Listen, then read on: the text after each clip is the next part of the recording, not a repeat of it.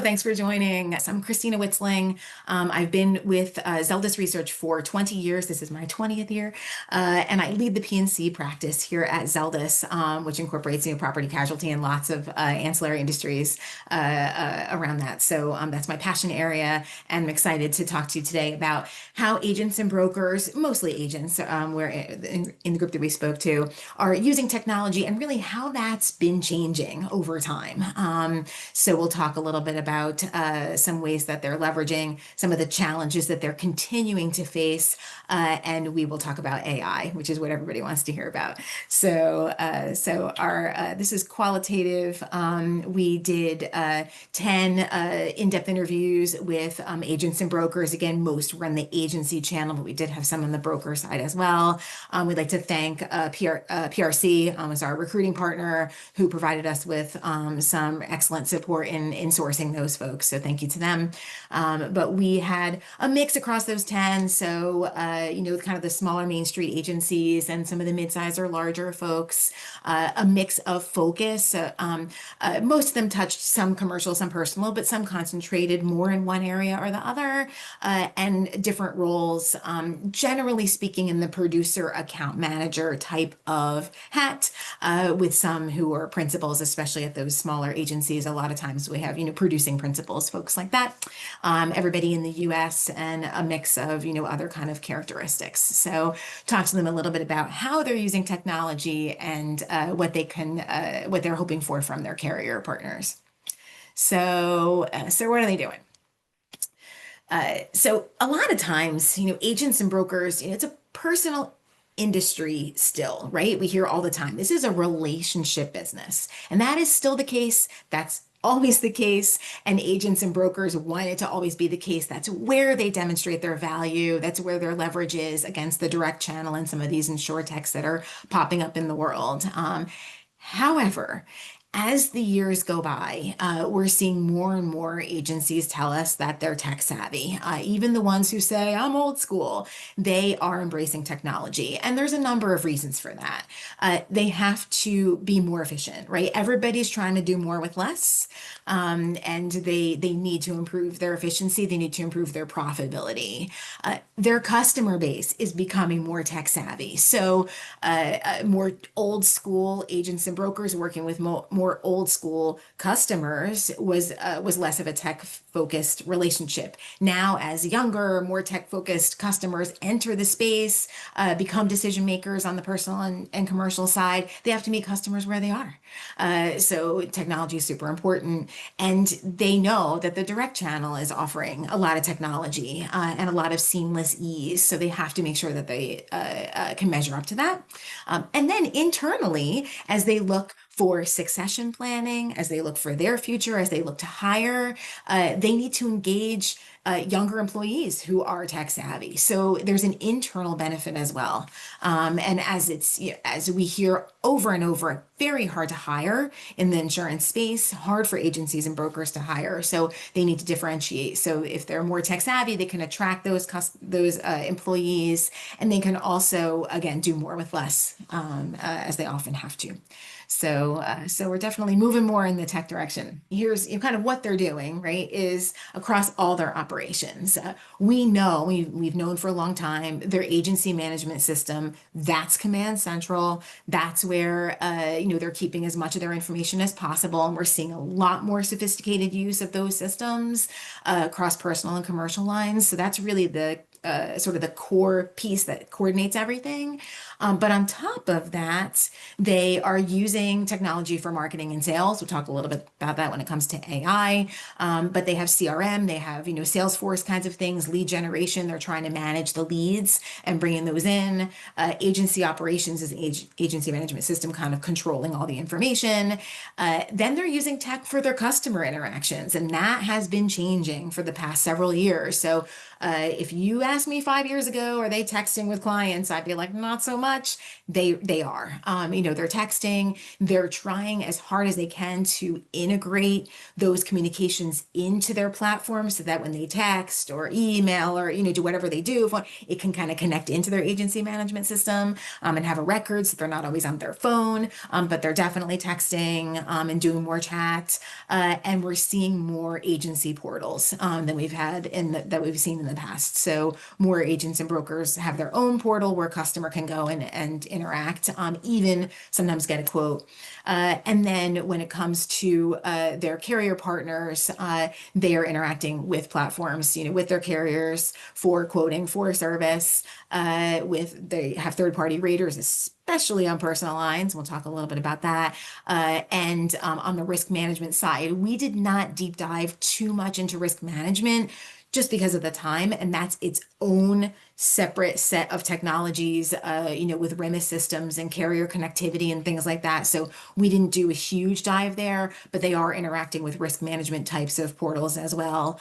And when they talk about, quoting and service, that could be their carrier partners, their direct relationships, and also their wholesaler MGA relationships as well. So, common systems used, we hear a lot about on the personal line side, Easy Links, certainly Applied Epic, AMS 360, those types of things are very, very common. And they're investing, especially the larger they are, the more apt they are to invest. So building their own portals, bolting on different services, communications related services, chat services. They're using some GenAI, which we'll get to in a minute. Some third-party offerings. We hear a lot about, they told us Indio, things like that, where they can send links, send direct ways for customers to enter information that can go directly into systems. So they are investing. Big investments take a lot of time. There's a lot of vetting that they have to go through. So if they can do sort of small bolt-ons that are either offered by their carrier partners, or offered by their agency management systems, those are definitely low-hanging fruit for them to adopt. When they're looking at bigger systems, they have to figure out the investment. They have to test, evaluate, train, and calculate the ROI on those. So what are the pain points? We know the biggest issue, I just mentioned, a million pieces of technology they're using, right? It's integration, and it's still a challenge. It's been a challenge for years, and it hasn't really changed in terms of someone kind of cracking that nut, right? They're integrating their own internal systems, which is very challenging when their CRM doesn't talk to their agency management system. That often requires some third-party little pieces to kind of connect. So they have to kind of synthesize all the information internally. So that's a challenge. Their third-party platforms, if they're using a rater, again, mostly on the personal line side, they're challenged to kind of make sure those connect.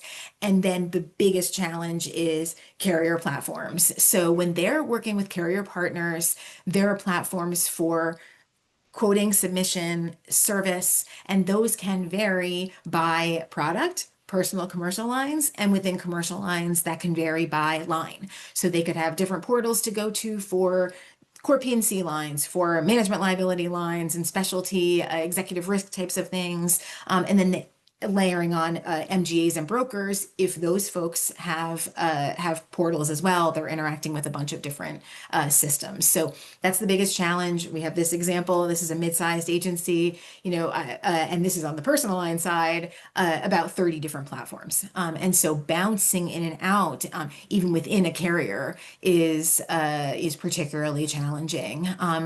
We thought over the past 6-7 years, maybe commercial lines raters would kind of come in, and we heard revolution's coming with commercial lines raters. That has not happened, and we've seen that across our research. We heard it here. Really, none of these folks that we spoke to are using comparative raters on the commercial line side. There have been a number of challenges with that. Some is carrier participation. Some of it is functionality. accuracy. So if they're going into a comparative rater and they're not getting the full range of quotes that they need, or there are things missing that need to be manipulated in those quotes, they're then going to the carrier portals anyway, and then it defeats the purpose. And then they go, why should we even invest in this? So that's sort of a piece that has not taken the industry by storm in the way that maybe we thought it would, 5 to 7 years ago. So even on the personal line side, they have to bridge and stuff to finish things in the carrier system. So other challenges are, okay, we know we need technology. We know we need to have a seamless experience. What's the balance, right? We don't want to lose the fact that we are agents and we're providing the handholding that makes us special. So finding that right balance between technology that customers will accept, and balancing human interaction. And that's true both with their interaction with their customers as well as their interaction with their carrier and MGA wholesaler partners. Finding that right balance is really important, and that's critical.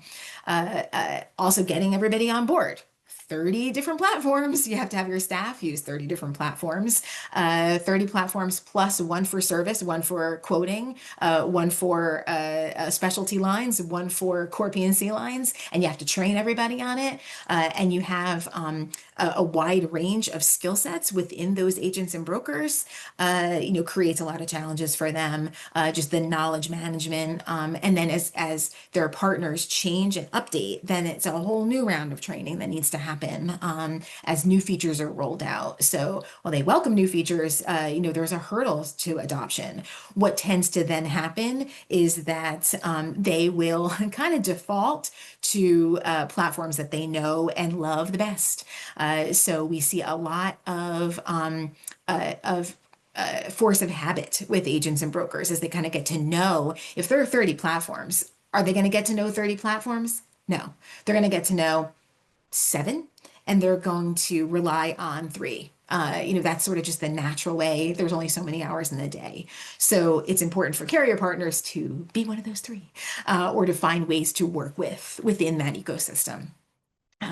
And then just tech issues, right? Their own tech issues, their own gaps, their own carrier gaps. Things are slow, things are kludgy, and data security. Every day there's a new data breach, a new risk, a new scam, a new way that these technologies are opening up holes for them, and compliance. Compliance concerns, making sure that they are not opening themselves up to E&O through any of the information systems that they're using.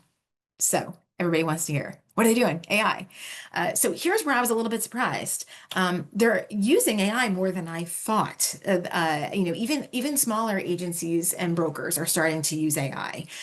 We still hear some resistance. We still hear, obviously there's still personal touch, still personal service space.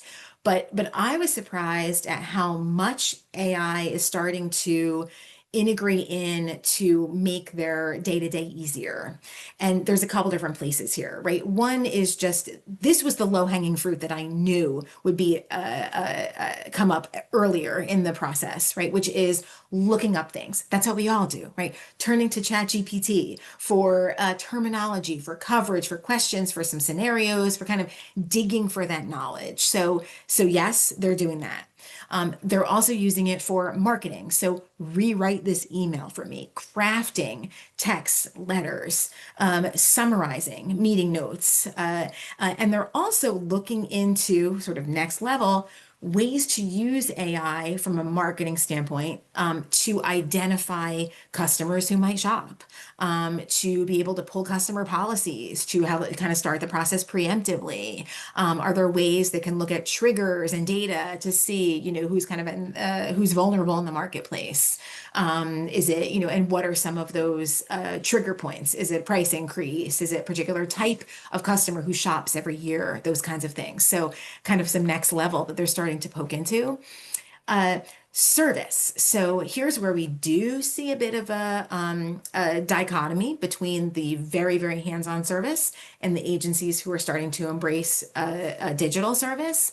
I thought it might be on size, but it really wasn't. I think it's really more on the mindset of the decision maker. So in smaller agencies, smaller to mid-size, there are advantages because they're short-staffed, because they can't always afford to hire or they can't find people, to having some of this, this is a small agency, they're using an AI receptionist, and it's someone who is answering the phones, doing some kind of early intake, taking the information for a certificate of insurance, getting that information that, as this agent points out, would take 15 or 20 minutes of a person's time.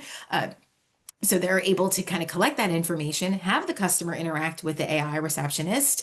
They record it, they get an email, they get a transcript, and then they can proceed with taking care of the service need. So that's quite interesting. And it's a little bit a little earlier than I thought that we would see that. But again, it's not across the board, but we definitely saw that moving more in that direction, which is interesting.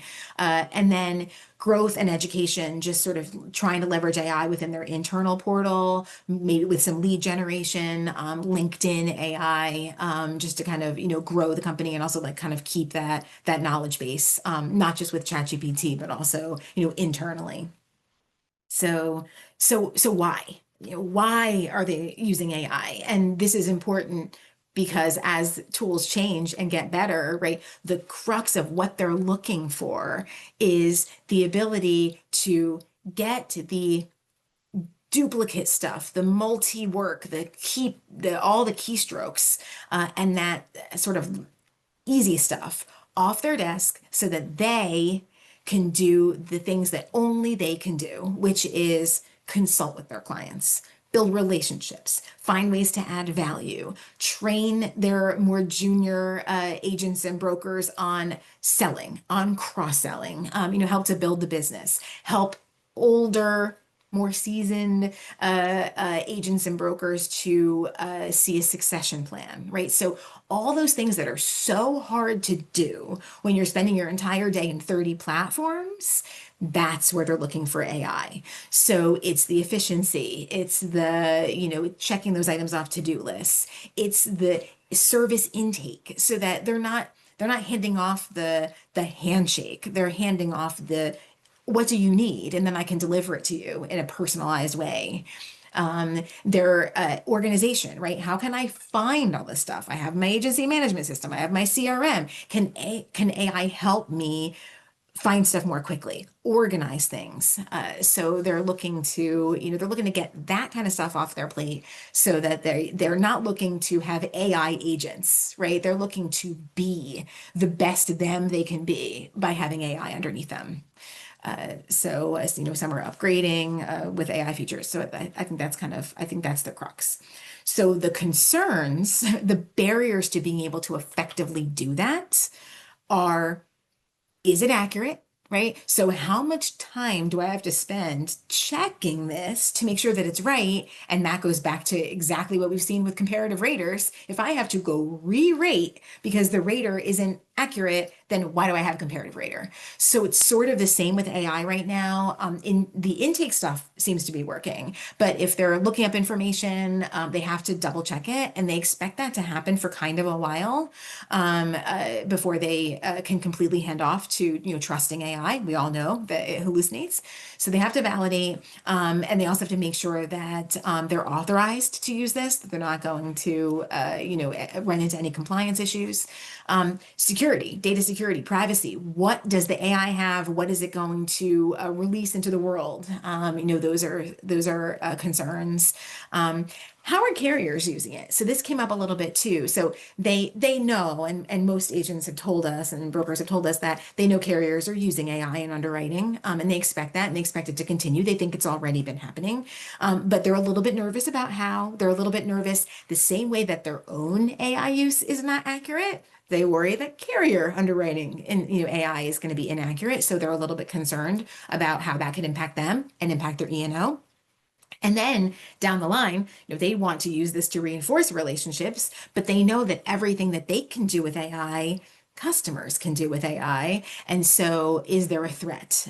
So that's why it's so important for them to use AI to build up their relationships with customers, to allow them time to do that, because they don't want to be replaced. And, everyone's worried about AI taking their job. So it's particularly, concerning to them. So those are kind of the key concerns. So how about carriers? What can carriers do? So as I mentioned, lots of portals, right? So one thing that's interesting about agents and brokers is they're very realistic. They're very understanding. So a lot of times we ask them, oh, it must be really challenging to deal with all these different portals, and they say, yeah, I've narrowed it down to 7 or 5 or 3, and they go, it's par for the course, right? They're very, they kind of get that this is what it is. A lot of them have a lot of experience, been doing this for many years, and they've had these same challenges for years. So they are quite forgiving of the fact that they have some of these pain points. They do feel that carriers are much better than the past, and I think even as we look at, a carrier portal 10 years ago and one now, it's night and day, right? They're very different. They still feel no single carrier, and we're not going to call anybody out today, but is really owning the space technology wise. They tend to think of everybody as kind of the same, with some, some differences here and there. But where the real opportunity is for carriers to help them connect, but also for carriers to integrate. The more a carrier can be a one-stop shop for them, the easier it is. So if they have 30 different carrier portals and each carrier has 4 things they have to go to, that's really challenging. So even though they're super understanding, they would love the ability to integrate as much as possible into one platform, for each carrier partner. Tech issues. Again, they're very forgiving about these kinds of things, but interfering with their workflow, they will go to the path of least resistance. So if one is kind of glitchy, they'll go to somebody else, unless they absolutely need, for example, a quote hard to place.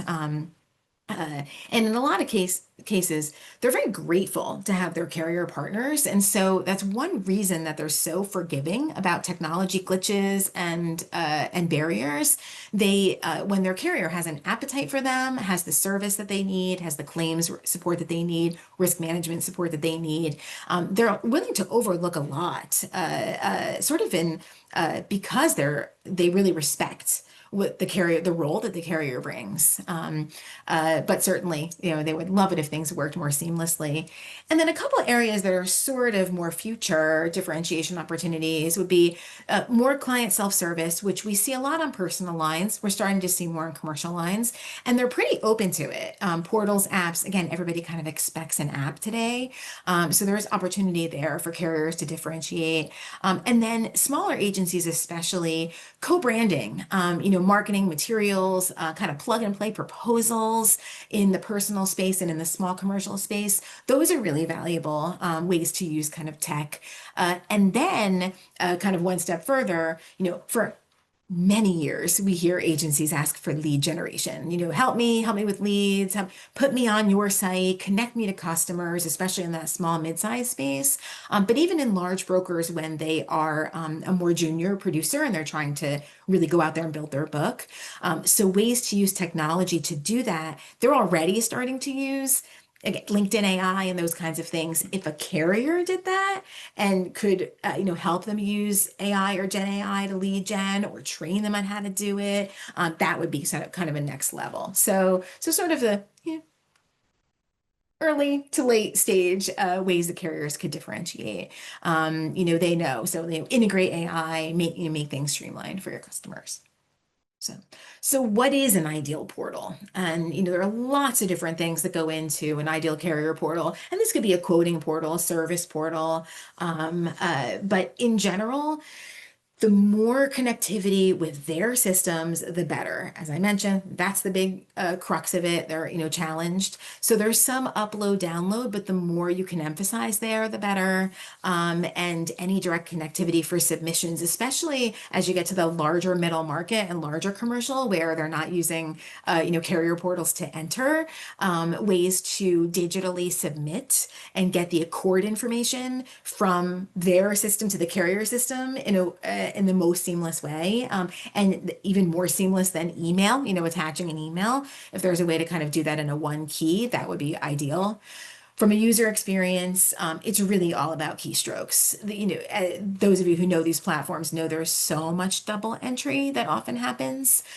So minimizing that keystrokes, pulling in anything that you can, any duplicate stuff, make it simple questions, ability to do multi-line, saving information across products. That could be within personal lines, it could be within commercial lines, it could be across both, for the cases where maybe they have a small business owner who they're also trying to cross sell, auto and home or vice versa. A quoting flow that makes sense, that's easy to follow. So that usually means talking to agents and brokers themselves, to test these things to make sure that it makes logical sense for the user. Logical navigation on the service portal as well, being able to find policy information, using pre-fill, AI, anything that you can pull third parties, so clue information or motor vehicle information, or even like building information, COPE type stuff, or square footage, anything that you can sort of pull is valuable. They have to verify it, but it's valuable. Minimal glitches, being able to get bindable quotes on the on the quoting software, and getting a proposal that's sort of plug and play ready to go. And then on the communication side, chat is becoming much more of a thing. So chat features in the portal, if they can chat with underwriters, chef's kiss. They love that. Not every carrier offers that. It is sort of a next level thing. But being able to just quickly, that way I don't have to refer it and wait for you to see it and then get back to me, or I have to leave you a message, leave you an email. If I could just get somebody, even if it's not my underwriter, they could just chat. They really appreciate that. And status updates, like where everything is in service, quoting and claims, training, because again, a million systems. Onboarding, but not just onboarding, it's ongoing support, tutorials, and a variety of methods to meet them where they are in terms of their learning style. And then being able to get a live person when needed and not hiding behind technology. So, the communication piece is really important. At the end of the day, they still want to talk to underwriters. So they still want to have that relationship. So again, just like they're not sacrificing the personal touch with their customers, they don't want carriers to sacrifice the personal touch with them. So it's, ways to quickly get in touch, quickly get a question answered, but not so many, systems and queues and chat bots that they feel that it's a barrier to reach the actual person. In those cases, they'll sometimes go to a different carrier or to an MGA. So the focus areas, this is really kind of summing up everything we've heard about. Where should you put the dollars and the time? It's invest in integration. No one's cracked the nut. So someone who does is going to have a leg up on everybody else, for intake, for quoting, for policy management, for connecting to their agency management system, for connecting to their CRM. Lead in AI and automation. Find those good ways to use AI, those different ways to save them time. Offer them the support. Make sure that you have the resources for them to get familiar with systems, so that they know, again, the more familiar, the more they'll use. If you want to be those top 2 or 3, the more training and support you can offer with videos, with webinars, with having marketing and sales reps talk about new technologies and systems, the better it'll be. And awareness is really important because they get so many emails and they get so much every day, and they're trying to serve their customers. So there might be a brand new feature that is awesome, but if it's not brought to their attention, they're not going to know about it. So leveraging those sales and marketing reps and those conversations and those events to bring the latest and greatest to their attention. Once they try it, they'll keep using it. And we've seen that over and over again. And then again, just don't forget that it's still a relationship business. So the same way that they have to have that balance, so do carrier partners.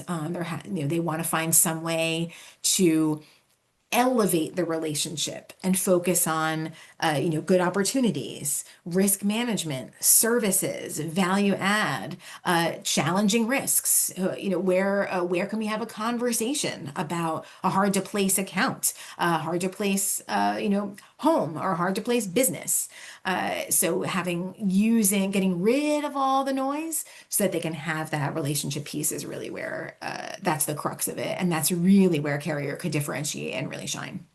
So, so that's what we heard. So that's sort of the state of it right now. Something's probably not a surprise. What we heard over the past couple of years. I don't know if there was anything that did surprise anybody in terms of how they're using AI or how they're kind of had quickly embraced it. But I would be happy to answer any questions that I can if anyone has anything. And I'm always available. You can reach me. It's Kristina@zeldisresearch.com. So you can shoot me an email, ask any follow-ups that might pop up, or if there's anything, that you'd like to dive deeper on, would be happy to.